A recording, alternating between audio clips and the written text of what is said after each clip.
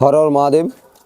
সব দেবতাদের মধ্যে মহাদেবী এক এমন দেবতা, এমন এক ভগবান যার 3 প্রকারের পুজো করা হয়। তো তোমরা কি জানো সেই 3 প্রকারের পুজো কি কি এবং কিভাবে সেই পুজো করা হয়? তো আমি সুশোভন তোমাদের সঙ্গে আছি, চলো ভিডিওটা স্টার্ট করা যাক। তো 3 প্রকারের পুজো হলো সত্যগুণ, তমগুণ ও রজগুণ। সত্যগুণের পুজো, তমগুণের পুজো ও রজগুণের পুজো, এবং এইটি প্রত্যেকটি শিব ভক্তকে জানা দরকার।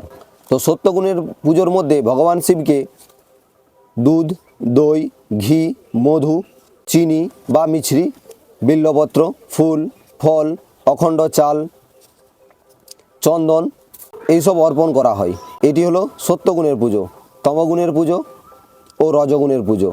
রজগুণের পুজোর মধ্যে ভগবান শিবকে রাজসায়ী পুজো করা হয়, যেমন সোনা, রূপো, রত্ন, অলংকার ইত্যাদি দিয়ে পুজো করা হয়, সেটা হলো রজগুণের পুজো।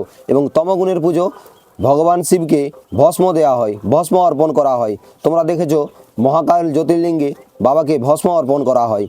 বাবার থেকে বড় অঘোর কেউ নেই, বাবার থেকে বড় ত্যাগী কেউ নেই।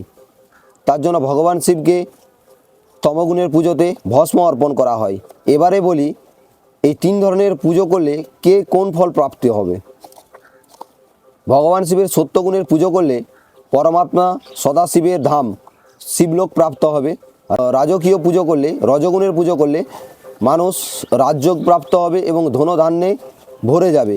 এবং তমগুণের পুজো করলে যে কোনো ধরনের সিদ্ধি প্রাপ্ত হবে, যে কোনো ধরনের কার্য সম্পন্ন হবে। এটি হলো বাবার তমগুণের পুজোর ফল। তো আজকের ভিডিও এইখান পর্যন্তই, দেখাচ্ছে অন্য কোনো ভিডিওতে। ততক্ষণ পর্যন্ত তোমরা সুস্থ থেকো, ভালো থেকো। যদি ভিডিওটা ভালো লাগে তো চ্যানেলটা সাবস্ক্রাইব করে দাও, আর লাইক, ফলো, কমেন্ট করতে ভুলবে না। হর হর মহাদেব। দেখা হচ্ছে অন্য কোনো ভিডিওতে।